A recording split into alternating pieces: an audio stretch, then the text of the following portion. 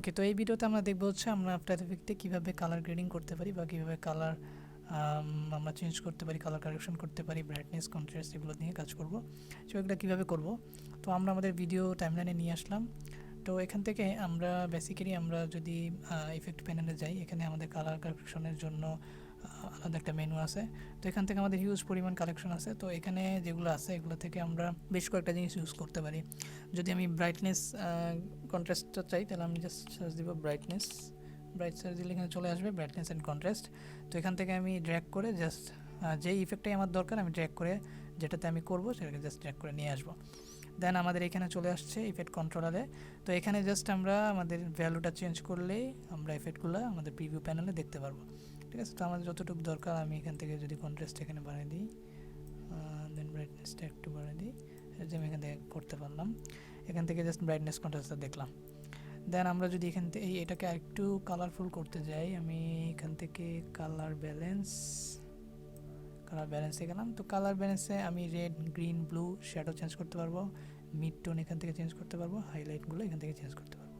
তো এখান থেকে আমি নিজের মতো করে আমি জাস্ট আমার মতো যেটা আমার দরকার সেই টেস্ট অনুযায়ী আমার যেটা মনে হয় যে কালারটা এখান থেকে এটা ঠিক আছে, ঠিক আছে, এখান থেকে আমি জাস্ট ভ্যালুগুলো চেঞ্জ করে দেখতে পারতেছি যে কোনটা থেকে এরকম কালার দরকার।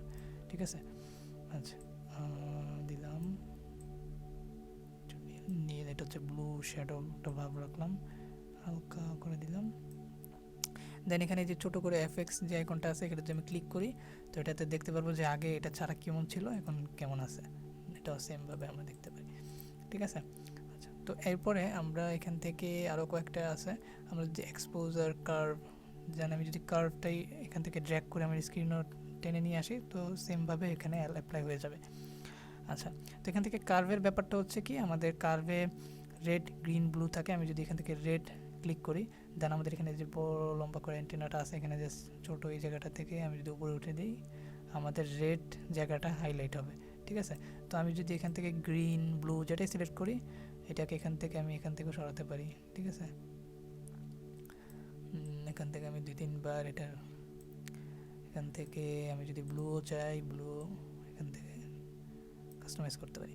ঠিক আছে, আচ্ছা, এরপরে হচ্ছে গিয়ে আমাদের হচ্ছে আমরা যদি এক্সপোজার চাই দেন লেভেল নিলাম, লেভেল চাইলে এখান থেকে সেটাকে করতে পারি, দিলাম এখান থেকে আমার যতটুকু দরকার আর কি।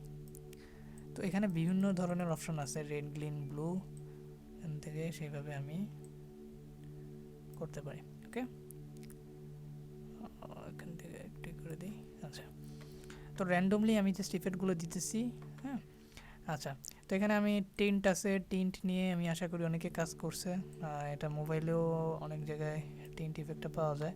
তো টিন্টে হচ্ছে এখান থেকে আমি জাস্ট আমার কালার, টিন্ট কালার আমরা যে কালারটা রাখতে চাচ্ছি আমি যদি চাই নীল, দেন এখানে যদি থাকতে রেড, ঠিক আছে, দেন এটা আমি কতটুকু অ্যামাউন্ট দিতে চাচ্ছি, যদি হালকা করে দিতে চাই দেন অপোজিটটা কমাই দেবো। ঠিক আছে, আচ্ছা, তো এই গেল হচ্ছে জাস্ট আমরা কীভাবে আমাদের কালার কারেকশনগুলো এখান থেকে করতে পারি।